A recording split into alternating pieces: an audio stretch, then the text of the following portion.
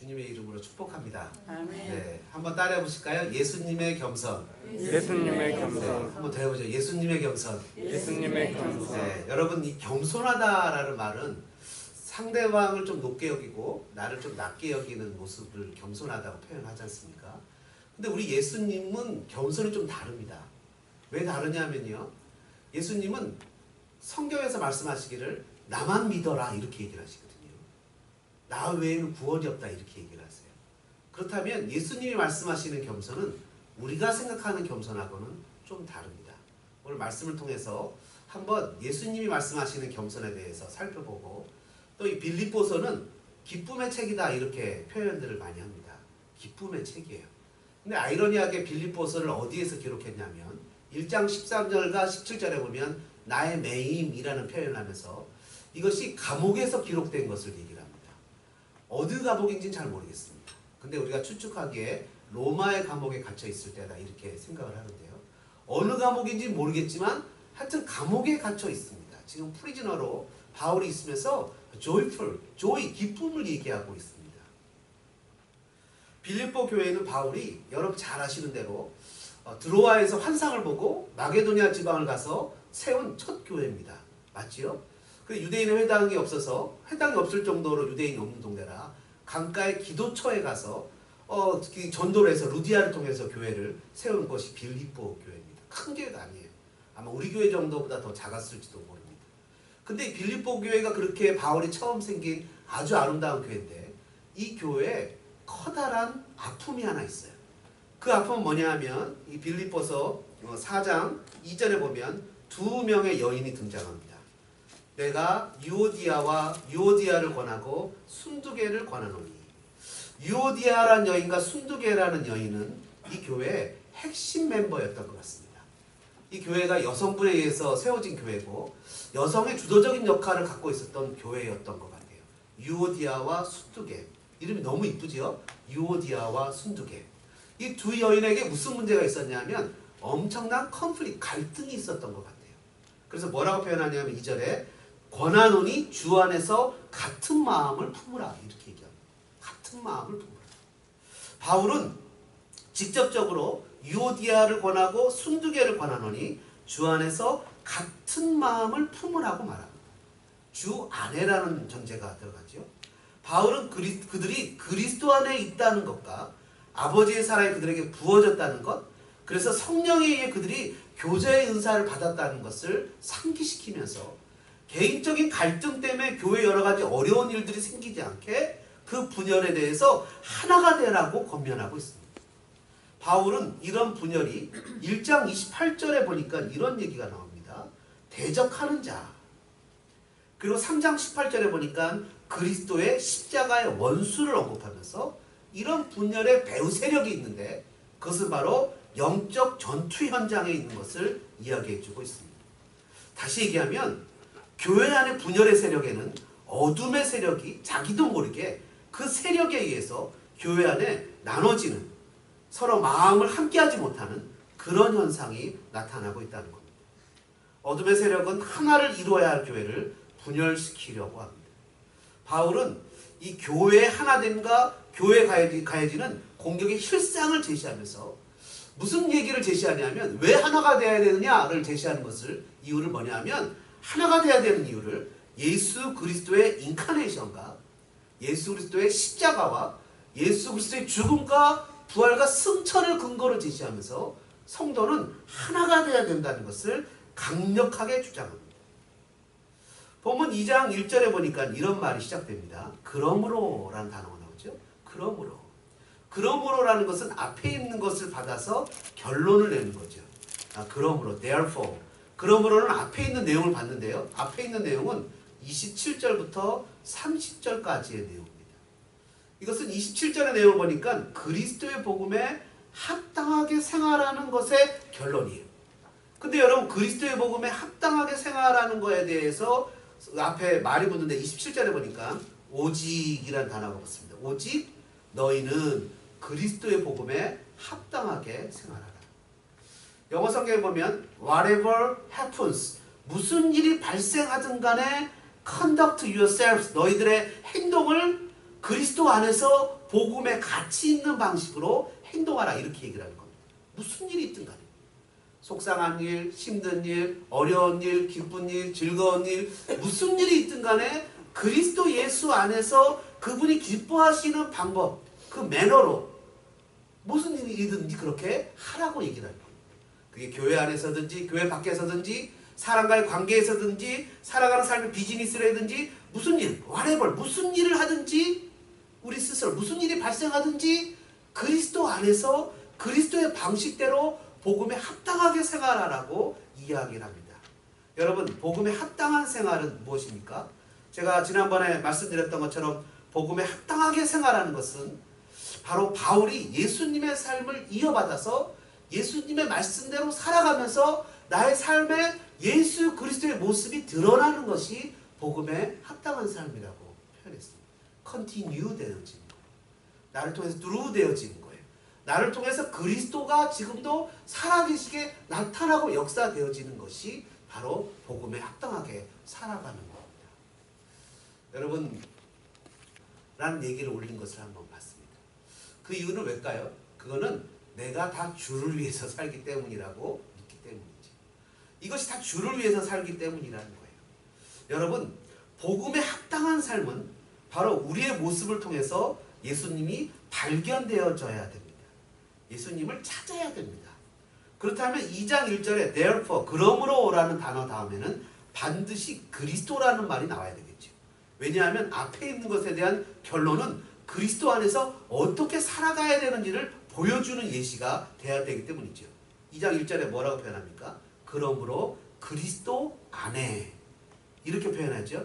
United with Christ, being united with Christ. 예수 그리스도와 연합되어 있는 상태, 예수님과 함께 있는 상태. 그 상태는 무엇이냐? 2절부터 표현하기를 마음을 같이하여 같은 사랑을 가지고 뜻을 합하여 한 마음을 품어 아무 일이든지 다툼이나 허용으로 하지 말고 오직 겸손한 마음으로. 이 짧은 구절에 마음을 같이 해라, 같은 사랑을 가져라, 뜻을 합해라, 한 마음을 품어라, 아무 일이든지 다툼이나 허용으로 하지 말라. 그렇게 얘기를 합니다. 그러면서 예시하는 것이 뭐냐면 오직 겸손한 마음, 겸손한 마음이죠. 겸손한 마음을 가지고 이런 일들을 만들어가라는 거예요. 왜냐하면 다툼이 일어나고 분열이 일어나는 것은 그 앞에 나와 있던 것처럼 다툼이 일어나는 것은 허용이 일어나기 때문이다 라고 표현합니다. 그러면 겸손한 마음은 어떤 마음입니까? 빌립보서에서 겸손한 마음을요 5절, 2장 5절에 그 마음은 예수 그리스도의 마음이다 이렇게 표현합니다. 누구의 마음이라고요? 예수 그리스도의 마음이라는 거예요. 그러니까 예수 그리스도의 마음은 어떤 마음입니까? 예수 그리스도의 겸손은 어떤 겸손입니까? 첫 번째, 예수 그리스도의 겸손을 보니까요 6절에 보니까 이런 말씀이 품어있습니다. 그는 근본 하나님의 본체시나 하나님과 동등됨을 취할 것으로 여기지 아니하시고 오히려 자기를 비워 종의 형체를 가지사 사람들과 같이 되셨고. 첫 번째 예수님의 겸손은 성육신입니다. 예수님의 겸손은 성육신입니다. 6절은 분명 예수님은 하나님이시라고 얘기합니다. 그는 하나님의 본성을 갖고 있는 분이라고 얘기를 합니다. 6절은 그분은 성육신하기 전에 보이지 않는 하나님을 보이게 하는 분이라고 얘기를 하고 있습니다. 예수님은 하나님의 본질적인 본성입니다. 엄청난 존재 자체가 하나님의 본성입니다. 근데 그 존재가 어떤 존재로 변합니까?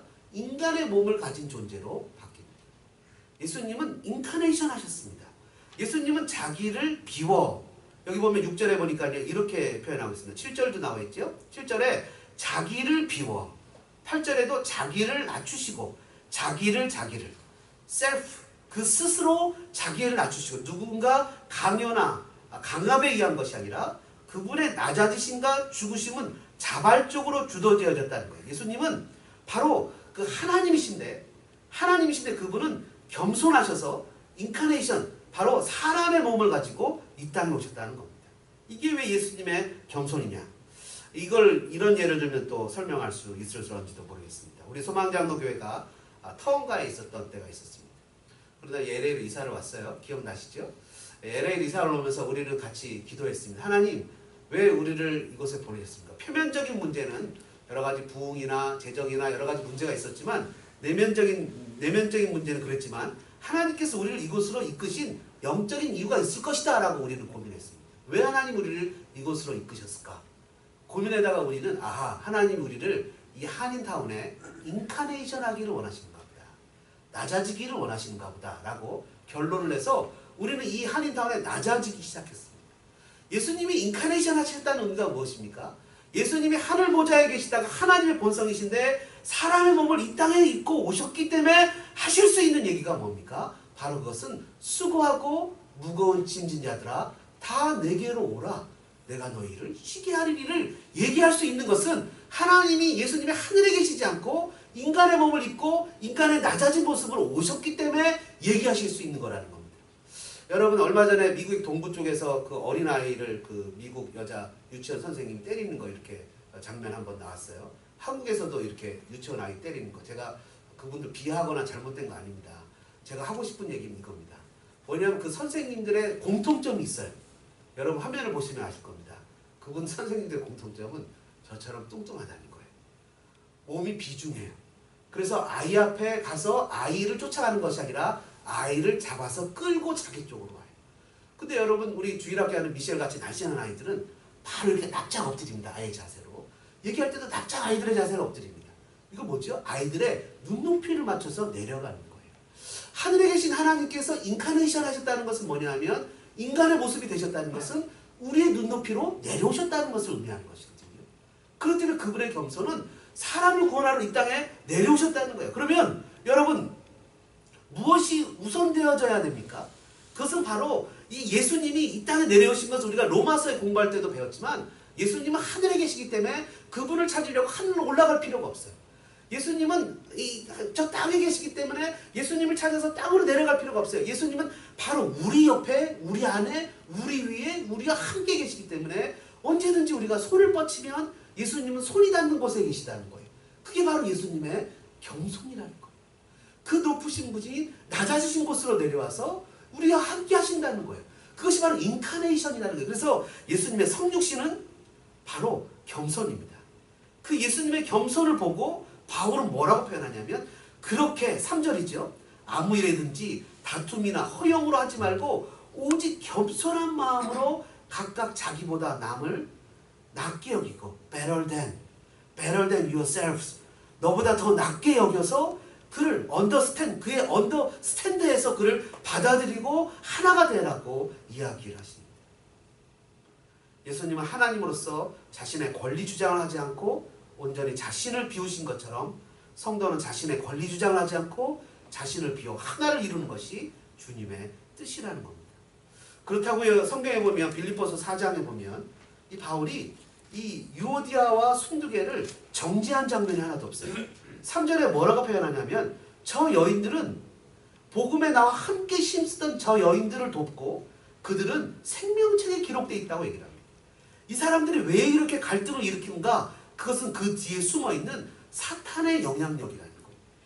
그렇기 때문에 예수 그리스도의 십자가를 바라보고 믿음으로 그것을 이겨내라고 지금 권면하고 있죠. 예수님의 겸손 두 번째는 순종입니다. 8절에 보니까요. 사람의 모양으로 나타나사 자기를 낮추시고 죽기까지 복종하셨다 이렇게 표현합니다. 죽기까지 복종하셨다. 곧 십자가까지 가셨다. 이 얘기는요. 영어 성경에 보면 obedient unto death 죽음에 이르기까지 복종했다. 순종하는 죽음이다 이렇게 표현할 수 있는데 헬라 언어는 그렇게 얘기하지 않습니다. 이것은 죽음이라고 말해도 좋을 정도만큼 멀리 혹은 바로 거기까지 순종했다. 다시 얘기하면 이건 이겁니다. 죽음이 목적이 아니에요. 죽음은 순종의 수단이라는 거예요. 여러분 하나됨이 목적이 아니에요. 하나됨은 하나님 앞에 순종하는 방식이에요. 나의 의지를 내려놓고 십자가를 붙잡고 용서와 사랑으로 하나가 되라는 얘기하는 것은 내가 그것을 목적이 아니고 하나님 앞에 순종하는 수단이에요. 여러분 그러니까 수단은 조금 속상해도 괜찮아요. 그렇잖아요. 그죠? 공부하는 학생이 쫙하고 밤새서 공부하는 게 목적이 아니에요. 목적은 뭐죠? 시험에 좋은 성적을 거두는 거예요. 마찬가지로 내가 속이 상하고 힘들어도 예수님의 말씀에 순종하고 하나가 되는 거예요. 그것은 순종을 나타내는 하나의 그냥 상징이에요. 무슨 말인지 이해가 되십니까? 예수님이 십자가에 죽으신 것은 그런 측면에서 상징이에요. 하나님 앞에 순종하시겠다는 상징이에요. 그것이 목적이 아닙니다. 그것은 지나가는 길이에요. 결국 최종의 목적은 뭐죠? 하나님 앞에서 순종하시는 거예요. 성도의 하나됨의 목적은 하나님께 순종하는 방식입니다. 하나님께 순종하는 성도는 교회 하나됨을 이루어야 한다는 것을 예수님은 순종을 통해서 말씀하시는 것입니다. 하나됨은 그리스도인의 본질에 속합니다. 하나님께서 아담을 만드셨죠. 아담이 독처하는 게 좋지 않았어요. 아담이 혼자 있는 게 좋지 않았어요. 그래서 하나님이 아담의 갈비뼈를 취해서 하와를 만드셨어요. 그녀를 아담에게 이끌어 오실 때 아담이 그 하와를 보고 뭐라고 그랬습니까?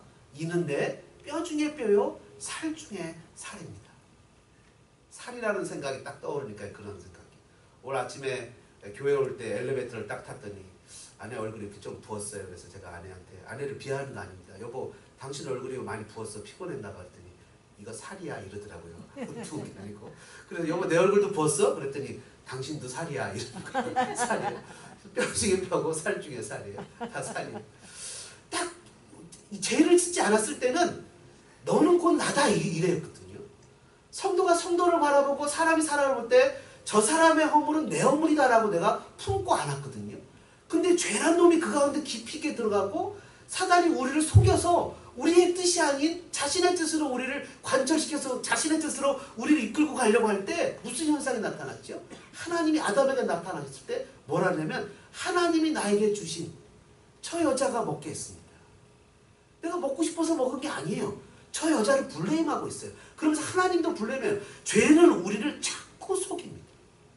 원래 우리는 본질적으로 하나인 존재예요. 자꾸 속입니다. 우리에게 필요한 것은 뭡니까? 바로 순종입니다. 예수님의 순종을 본받아 우리는 십자가로 그 모든 것을 소멸하신 예수 그리스도를 따라가는 것입니다. 에베소서 4장 22절 이하에 이런 말씀이 기록되어 있습니다. 너희는 유혹의 욕심을 따라 썩어져가는 구습을 따르는 옛사람을 벗어 버리고 오직 너희의 심령을 새롭게 되어 하나님을 따라 의와 진리의 거룩함으로 지으심을 받은 새 사람을 입으라. 그런즉 거짓을 버리고 각각 그 이웃과 더불어 참된 것을 말하라. 이는 우리가 서로 지체가 됨이라. We are all members of one body. One body. One body는 우리가 큐티하는 성경책 만드는 회사 이름이 아니고 주님이 성경에서 뭐라 하냐면 우리는 원래 하나라는 거예요. 그리스도 예수 안에 있는 사람들은 본질적으로 하나가 돼야 됩니다.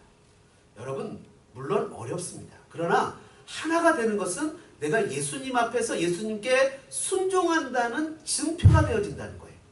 이것은 그리스도인의 삶의 본질입니다. 이것은 복음이 무엇이고 복음이 믿는 사람들에게 무엇을 의미하는지를 외적으로 보여주는 하나됨입니다. 이것이 복음에 합당한 삶입니다.